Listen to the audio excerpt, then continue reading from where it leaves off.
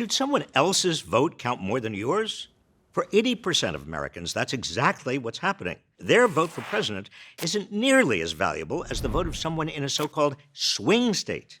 Most of us live in states that have become so predictably Democratic or Republican that we're taken for granted by candidates. Presidential elections now turn on the dwindling number of swing states that could go either way, which gives voters in those states huge leverage. The 2020 election came down to just over 40,000 votes, spread across just 3 swing states. 2016 came down to fewer than 80,000 votes, also across 3 states. In those elections, the national popular vote wasn't nearly that close. In fact, in the last 5 elections, the winners of the popular vote beat their opponents by an average of 5 million votes. The current state-by-state electoral college system of electing presidents is creating ever closer contests in an ever smaller number of closely divided states for elections that aren't really that close. Not only that, but these razor-thin swing state margins can invite post-election recounts, audits, and lawsuits, even attempted coups. A losing candidate might be able to overturn 40,000 votes with these techniques. Overturning 5 million would be nearly impossible. The current system presents a growing threat to the peaceful transition of power. It also strips us of our individual power. If you're a New York Republican or an Alabama Democrat, presidential candidates have little incentive to try and win your vote under the current system. They don't need broad popular support as much as a mobilized base in a handful of swing states. Campaigning to a smaller and more radical base is also leading to uglier, more divisive campaigns. And it's becoming more and more likely that candidates are elected president without winning the most votes nationwide. It's already happened twice this century. But there is an alternative.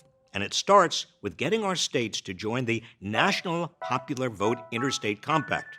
Now, don't let that mouthful put you off. It could save our democracy. This compact would guarantee the presidency to the candidate who receives the most popular votes nationwide without a constitutional amendment. How does it work? The Constitution assigns each state a number of electors equal to its number of representatives and senators.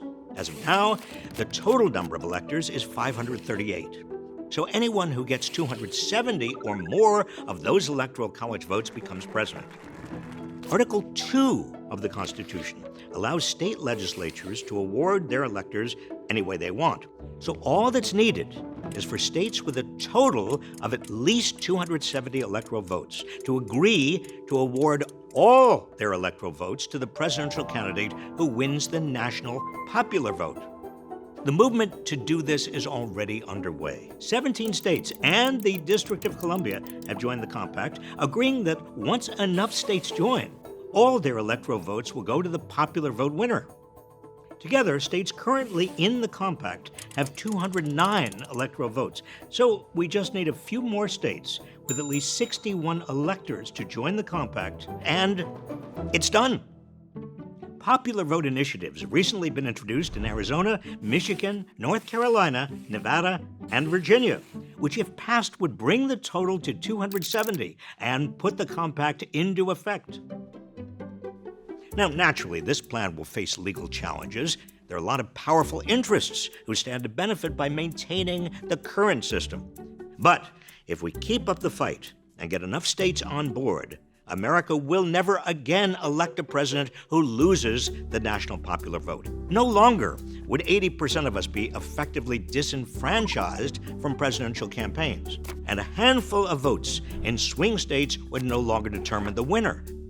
If you want to know more or get involved, click the link below to read about the National Popular Vote Interstate Compact. If your state is not already a member, I urge you to contact your state senators and reps to get your state on board.